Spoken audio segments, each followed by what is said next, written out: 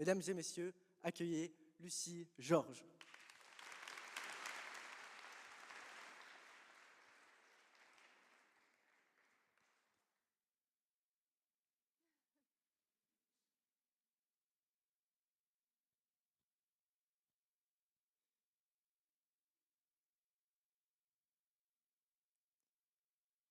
Il y a des lieux qui imposent le silence, des lieux qui élèvent. Celui-ci en fait partie. Avant de parler de nous, regardons où nous sommes. La salle académique de l'Université de Liège.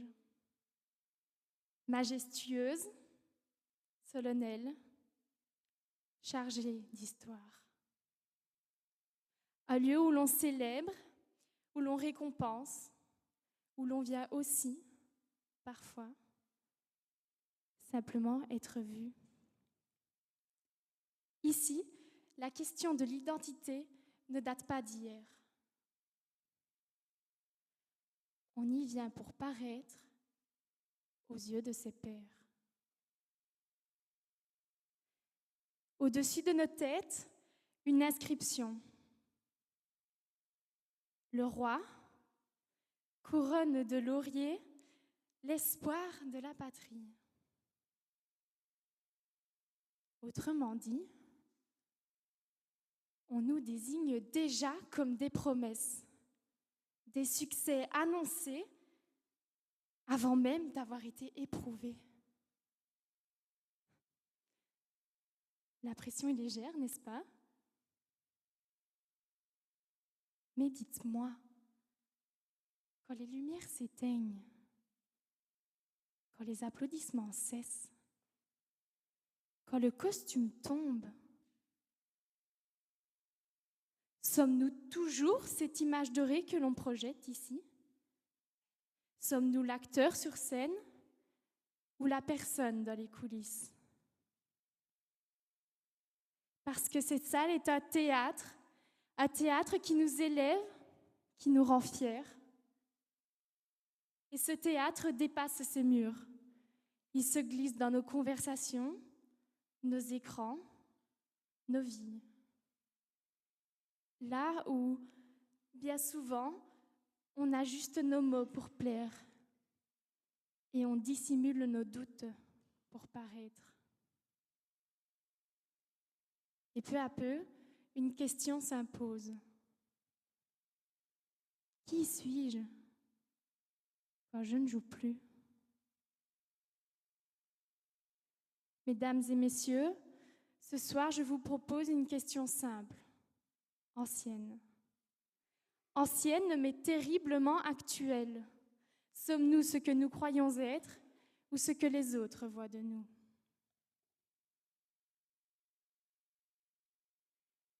Il me vient à l'idée aujourd'hui d'évoquer un président à la chevelure devenue emblème. Un parcours singulier, des tours new-yorkaises au couloir de la Maison Blanche, il a poursuivi son ascension sans relâche. Et pourtant, à peine son nom est-il prononcé que les discours divergent, que les lectures se fragmentent. Un même homme, des perceptions opposées. Alors peut-être que la question n'est pas tant de se demander qui il est, mais ce que nous voyons en lui. Voyons-nous un homme ou le miroir de nos divisions? Quand une nation entière se divise autour d'une personne, débattons-nous de l'homme ou de l'image que chacun se fait de lui? Car, à force de le transformer en sauveur ou en menace, nous parlons peut-être moins de lui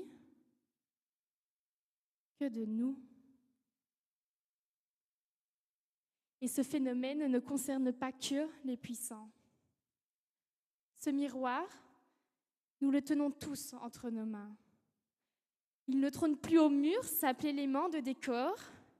Il s'illumine dans le creux de nos paumes. Et dans cette lumière, les images prennent forme, puis nous échappent. Un tweet, une vidéo, et tout bascule. Rien ne demeure intact bien longtemps, même l'authenticité se retouche.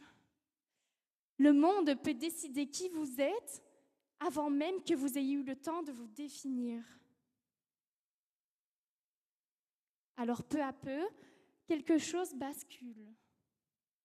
Descartes écrivait « Je pense, donc je suis ».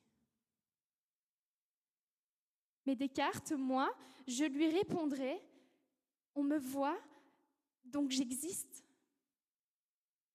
Et c'est peut-être là le vertige moderne. Nous ne cherchons plus à être, nous cherchons à être regardés, aimés, confirmés. Et parfois, on croit en avoir envie, alors qu'on cherche simplement à être en vie.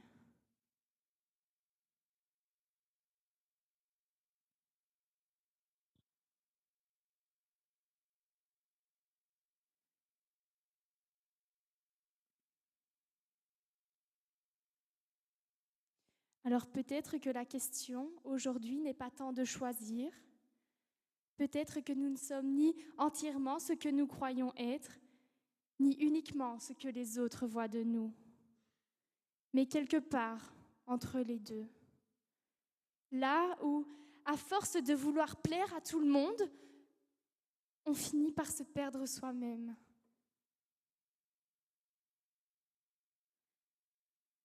Alors peut-être que le courage aujourd'hui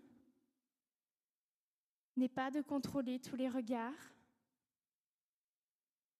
mais d'oser rester fidèle à la personne que nous sommes. Parce que la vraie magie, c'est quand l'âme agit. Quand les lumières s'éteignent, quand la scène se vide, quand il ne reste ni plus applaudissements, ni projecteurs, juste nous. Cette salle, tout à l'heure, nous a élevés.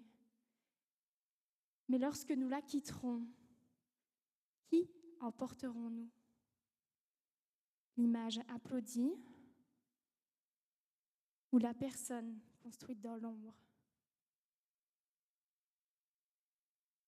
Alors je vous laisse avec cette question, cher jury.